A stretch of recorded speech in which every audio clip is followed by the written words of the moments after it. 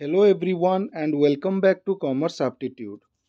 So ପିଲାମାନେ ଯେମିତି CHSE ତରଫରୁ ପୂର୍ବରୁ ନୋଟିଫିକେସନ୍ ଆସିଥିଲା ଯେ ମେ ଶେଷ ସପ୍ତାହରେ ପ୍ରକାଶ ପାଇବ ଯୁକ୍ତ 2 ପରୀକ୍ଷା ଫଳ।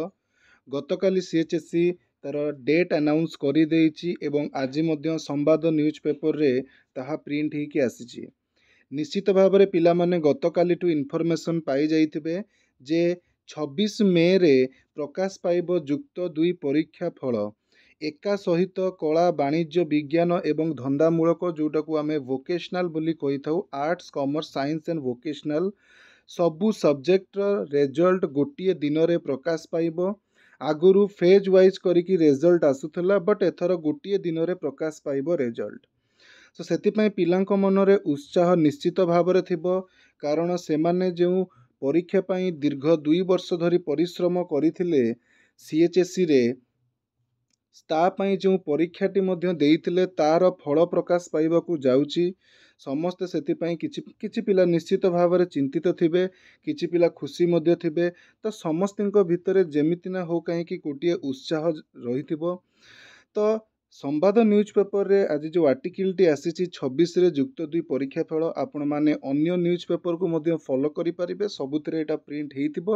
ବିକଜ ଗତକାଲିଠୁ ମଧ୍ୟ ଆମର ଯେଉଁ ଟିଭି ଚ୍ୟାନେଲ୍ସ ଗୁଡ଼ିକରେ ମଧ୍ୟ ଏହା ହାଇଲାଇଟ୍ ରହିଥିଲା ଯେ 26ରେ ପାଇବ ଯୁକ୍ତ 2 ପରୀକ୍ଷା ଫଳ ପ୍ରକାଶ। ତ ତା ରିଲେଟେଡ୍ କ'ଣ ଇନଫର୍ମେସନ୍ ରହିଛି ପିଲାମାନେ ବର୍ତ୍ତମାନ ଟିକେ ଦେଖିନେବା। ଉଚ୍ଚ ମାଧ୍ୟମିକ ଶିକ୍ଷା ପରିଷଦ ବା council of higher secondary education ବା CHSE ଦ୍ୱାରା ପରିଚାଳିତ ବିଦ୍ୟାଳୟଗୁଡ଼ିକର ଦ୍ୱାଦଶ ଶ୍ରେଣୀ ବା ଯୁକ୍ତ 2 ପରୀକ୍ଷା ଫଳ 26 ତାରିଖରେ ପ୍ରକାଶ ପାଇବ। ଗୋଟିଏ ଦିନରେ କଳା, ବିଜ୍ଞାନ, ବାଣିଜ୍ୟ ଓ ଧନ୍ଦାମୂଳକ ବିଭାଗର ଫଳ ବାହାରିବ। ପରିଷଦ କାର୍ଯ୍ୟାଳୟରେ ଅପରାହ୍ନରେ ପରୀକ୍ଷା ଫଳ ଘୋଷଣା ପରେ, ତା ଅର୍ଥ ଅପରାହ୍ନ କହୁଛି ମାନେ ଦିନ 2ଟା 3ଟାରେ ପ୍ରକାଶ ପାଇବ ପରୀକ୍ଷା ଫଳ। ପିଲାମାନେ କେମିତି ରେଜଲ୍ଟ ଜାଣିପାରିବେ ନା, ଗୋଟିଏ ୱେବସାଇଟ୍ ରହିଛି www.orisaresults.nic.in। ଏଇ ୱେବସାଇଟ୍କୁ ଫଲୋ କରିକି ପିଲାମାନେ ନିଜର 10th ମାର୍କସିଟ୍ ମଧ୍ୟ ଚେକ୍ କରୁଥିଲେ, ରେଜଲ୍ଟ ଚେକ୍ କରୁଥିଲେ।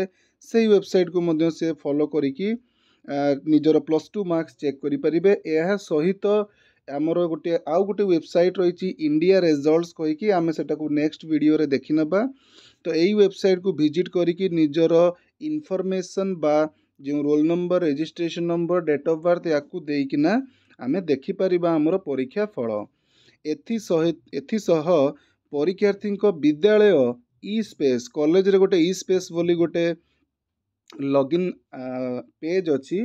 ସେଇ ଇ-ସ୍ପେସ୍ରେ ଏକାବେଳେ ସବୁ ପିଲାଙ୍କର ମାର୍କସିଟ୍ ଅପଲୋଡ଼ କରିଦିଆଯିବ, ରେଜଲ୍ଟ ଅପଲୋଡ଼ କରିଦିଆଯିବ। ତା ସହିତ ପ୍ରଥମ ଥର ପାଇଁ ଡିଜି ଲକର୍ ମାଧ୍ୟମରେ ମଧ୍ୟ ପିଲାମାନଙ୍କୁ ଇନଫର୍ମେସନ୍ ଦିଆଯିବ। ବୋଧହୁଏ ବହୁତ ପିଲା DigiLocker account login create କରିନଥିବେ, ତ ସେମାନେ କିଛି ନାହିଁ, ସିମ୍ପଲ୍ ଓଡ଼ିଶା ରେଜଲ୍ଟ ମାଧ୍ୟମରେ ନିଜର ଫଳାଫଳ ଦେଖିପାରିବେ ବା ରେଜଲ୍ଟ ଦେଖିପାରିବେ। ଓକେ, ଏଥିସହିତ ଏଥିରେ ସୂଚନା ଦେଲା ଚଳିତ ବର୍ଷ କେଉଁ ଷ୍ଟ୍ରିମ୍ରେ କେତେ ପିଲା ପରୀକ୍ଷା ଦେଇଥିଲେ। ତ ସିଏ କହିଲେ ଟୋଟାଲ ଉପରେ କହିବାକୁ ଗଲେ 3,68,250 ଜଣ ଛାତ୍ରଛାତ୍ରୀ ଯୁକ୍ତ 2 ପରୀକ୍ଷା ଦେଇଛନ୍ତି। ସେମାନଙ୍କ ମଧ୍ୟରେ 3,60,198 ଜଣ ରେଗୁଲାର ଏବଂ 26,052 ଜଣ ଏକ୍ସ ରେଗୁଲାର ପରୀକ୍ଷାର୍ଥୀ ରହିଛନ୍ତି। କଳା ବିଭାଗରେ ସ୍ୱାଭାବିକ କଥା ସବୁ ବର୍ଷ ଅଧିକ ପିଲା ପରୀକ୍ଷା ଦେଇଥାନ୍ତି। ସୋ ଏବର୍ଷ କଳା ବିଭାଗରେ 2,37,750 ଜଣ, ବିଜ୍ଞାନରେ 1,16,620 ଜଣ ଏବଂ ବାଣିଜ୍ୟରେ 26,089 ଜଣ ଓ ଧନ୍ଦାମୂଳକରେ 5,791 ଜଣ ପରୀକ୍ଷାର୍ଥୀ ପରୀକ୍ଷା ଦେଇଛନ୍ତି। ମୋଟ ପରୀକ୍ଷାର୍ଥୀଙ୍କ ମଧ୍ୟରେ 1,69,361 ଜଣ ଛାତ୍ରୀ ଓ 1,86,889 ଜଣ ଛାତ୍ର ରହିଛନ୍ତି। ତ ଦେଖିବାକୁ ଗଲେ ଆମର ଗର୍ଲସ ଷ୍ଟୁଡେଣ୍ଟସ୍ ମାନଙ୍କର ରେସିଓ ଅଧିକା ରହୁଛି।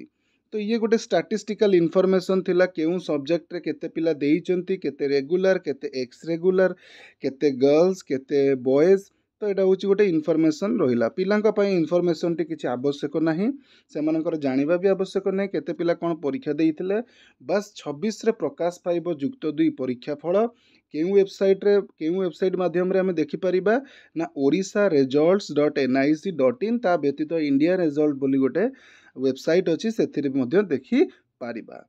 नेक्स्ट वीडियो रे मु आपण मानक सहित स्टेप वाइज शेयर करिबी केउं भली भाबरे आमे रिजल्ट को देखि पारिबा एवं पिला माने मने रखिबे एही समय रे बहुत फेक वेबसाइट्स गुडी को आसी थाए तो से फेक वेबसाइट्स को बिल्कुल भी विजिट करिबे नाही निजर कोनोसी डाटा से वेबसाइट्स रे देबे नाही गवर्नमेंट जो वेबसाइट बा सीएचसी जो वेबसाइट प्रोवाइड करूची केवल तारी माध्यम रे पिला माने रिजल्ट देखिबे ओके एवं गोटे कथा मन रखंतु जोटा कि लेखिला अपराह्न रे प्रकाश पाइबो परीक्षा फल तो सी जो टाइमटा देइथांती स्वाभाविक भाव में तार पूर्वर ही से रिजल्ट को पब्लिश कर देइथांती सो 2टा 3टा बेले रिजल्ट पब्लिश करेंगे पाखापाखि 4टा मध्य हो जाई पारे किंतु मोर रिक्वेस्ट पिला माने 10टा बेलू ट्राए करुथबे ओके आ टीवी को निश्चित भाव में देखुथे टीवी रे अपडेट पूरा आसुथबो न्यूज चैनल रो अपडेट आसुथबो ताकू टिके फॉलो करुथबे। धन्यवाद। जय जगन्नाथ।